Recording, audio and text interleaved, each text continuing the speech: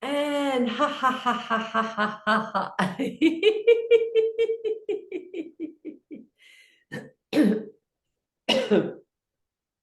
The other very scientific and important exercise is called gibberish, talking in nonsense. And so we're going to repeat words and sounds that don't make sense. And this confuses our brain and helps our brain to go quite quiet, and it helps the brainwave patterns. So just talking nonsense, any sort of sounds or words, no foreign languages. So just something that's jumbled up words like gala, blue, bli, blaji, legade, kishulo, kopo, degi, habidi, kushulo, kopidika, blah, blah. And just walk around and talk to imaginary people, just like you're very, very sane, not like crazy, blah, blah, blah, blah, blah.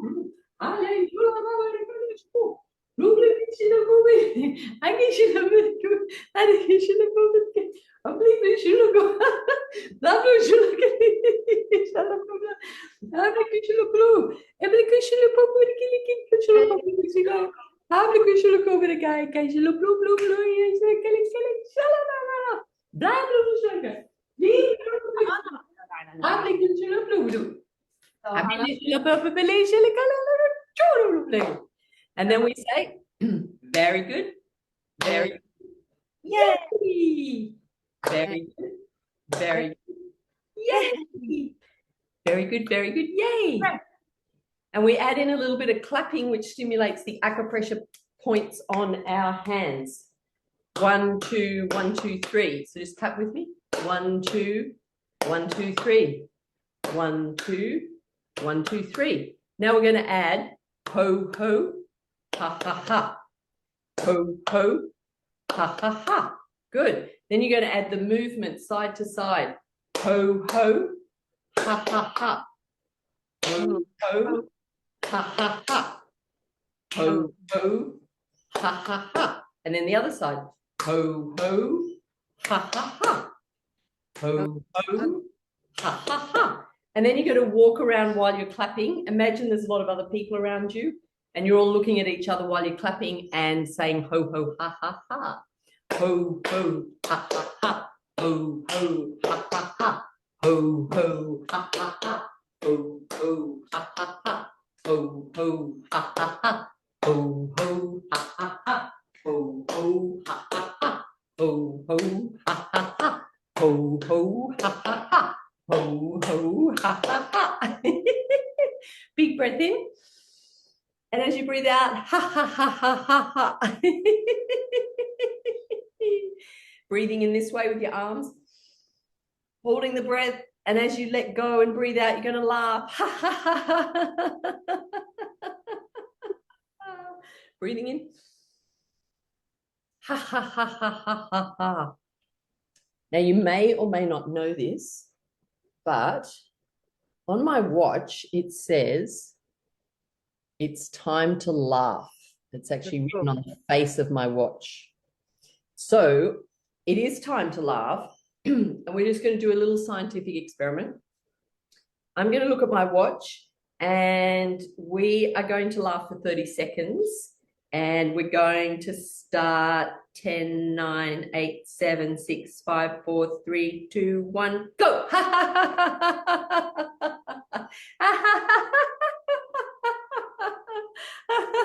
Keep going. Keep going.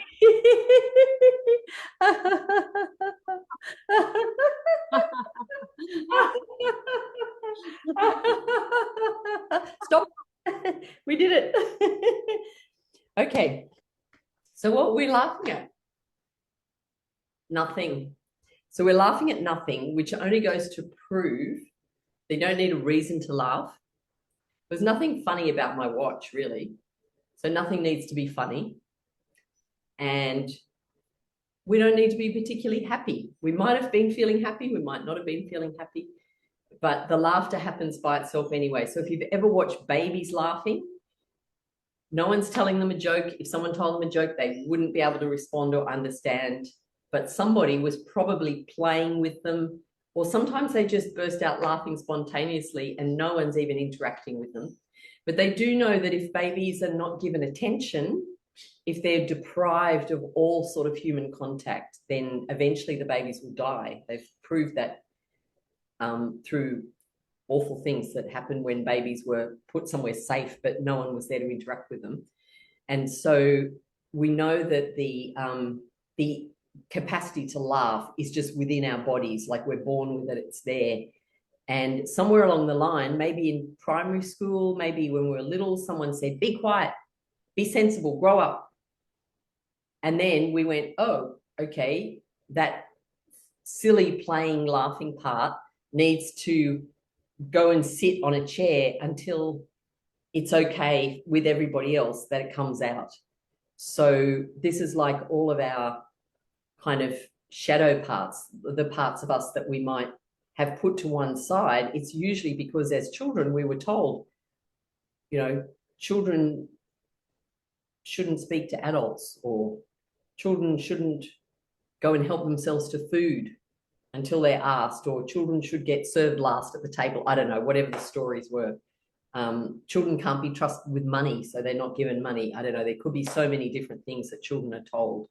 So all of these are just stories that we store up. So it's good to let them all go. But the whole myth about laughing is a very, very big story, that we're on the spiritual path, or, you know, self-development, allowing ourselves to utilize this ability that's already in our body that helps us to release serotonin, dopamine, oxytocin, endorphins, all this cocktail of chemicals that makes you feel really good, happy, connected.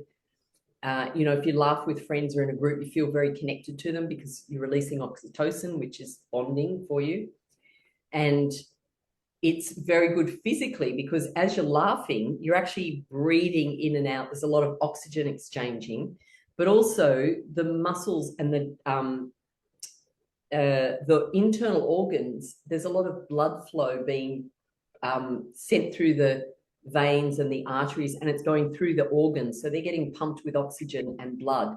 And so it's very healthy for all the organs, especially the lungs. Like you could see, I started coughing straight away because my lungs are getting this big injection of oxygen and energy. And so the energy is moving around inside the lungs. And it's the same thing in the stomach, the liver, the bladder, the pancreas, everything's getting energized.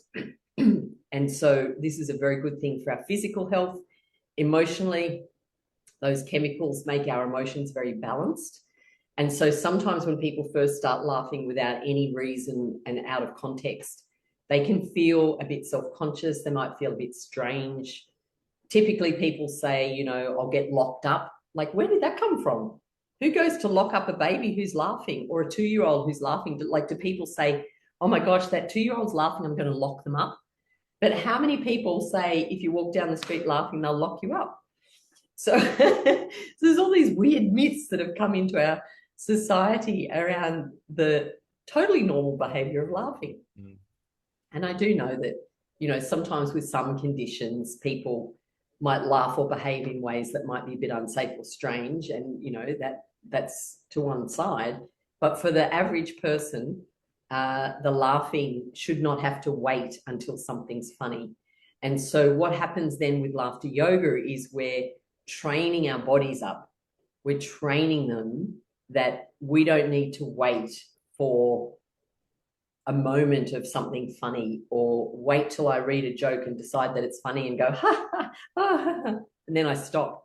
We need 20 minutes, 15 minutes at least of hearty, sustained laughter in order to get all of those happy chemicals, all of the oxygen, all of the blood flow. We need sustained laughter.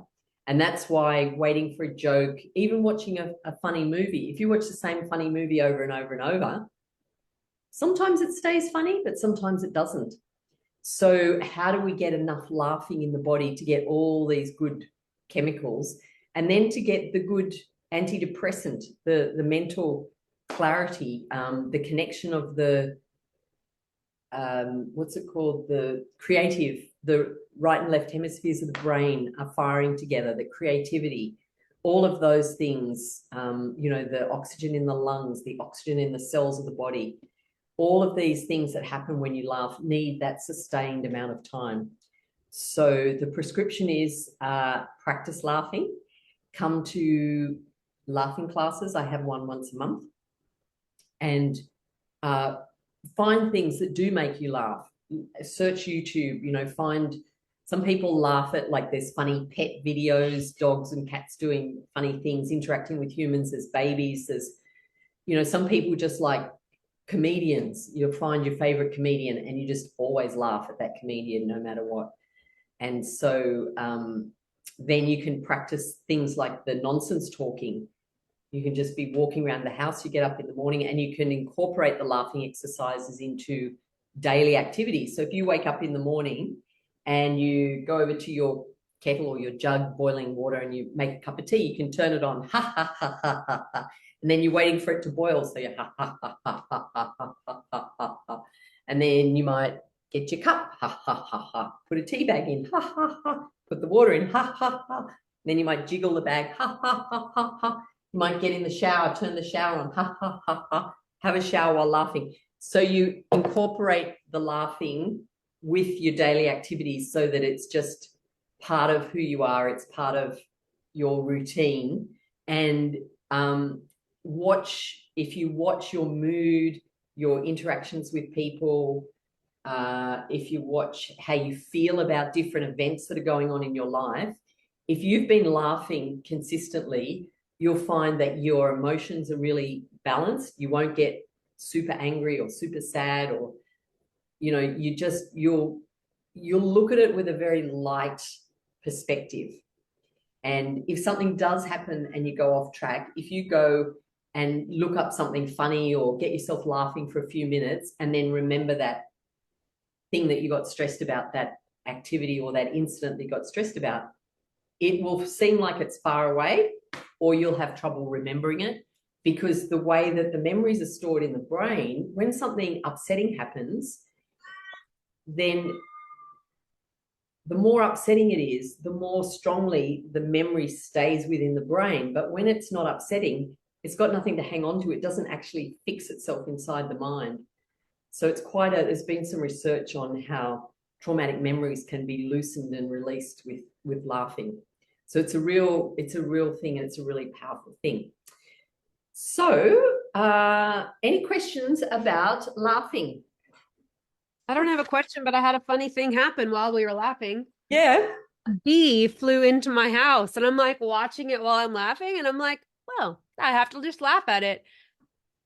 And then I tried to grab like a cup or a jar to get it in, and then it didn't work. So I was like, okay, I'm gonna just open the doors and hope it goes out. So I think it went out.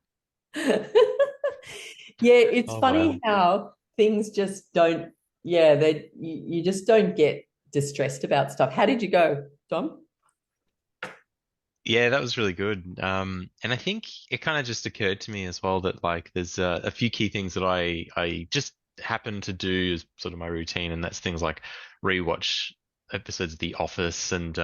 and like I sort of take for granted that the times in my life where I go and rewatch the season of something that I really like, because I'm the sort of person who like gets a real kick out of rewatching sometimes the same thing, Yes. Yes. like that. Yeah, so I think that's really good that I do that, and Totally. so it reminded me that I can also put these things in place for myself. Friends that I find quite funny and I share lots of funny content with. That's I it. kind of need to do that back as well, because it is really good when you know what you enjoy and can probably Yes. look forward to. But yeah, I liked that part about you can't maybe you find you can't remember maybe what the problem might have felt like or Yep. really was like at the time when it was maybe just absorbing or attaching itself to you so strongly. But Yeah. yeah, and I think I don't know that it's because of the laughter, but I think that definitely helps. Yeah. Yeah. The other thing is something that I used to do when I ran my weekly laughter classes is we would have a laughter buddy. And so I had a friend, and she and I used to ring each other. We'd take it in turns. I'd ring her or she'd ring me. And it might be, say, 9 a.m. on a Monday. And all that would happen is I would call her, and as soon as she answered the phone, I would start laughing. And then she would just hear my laughter and she would laugh with me. And we would call it laughter buddies. Mm. And there was a stage where I used to be on the bus on the way from Circular Quay up into the city. I was doing some work in the city. And sure enough, she'd ring me, I'd be on the bus and I'd see it was her. So I would get it and I would just start laughing. And everyone around me would start smiling and giggling. And yeah, so it can become super fun. And if the person didn't answer the phone, we'd just leave, and they had voicemail, we'd just leave laughter on their voicemail. That's fun. I love your outgoing message even has it. Yeah, that's right. Yeah. Oh, that's funny. I'll just stop the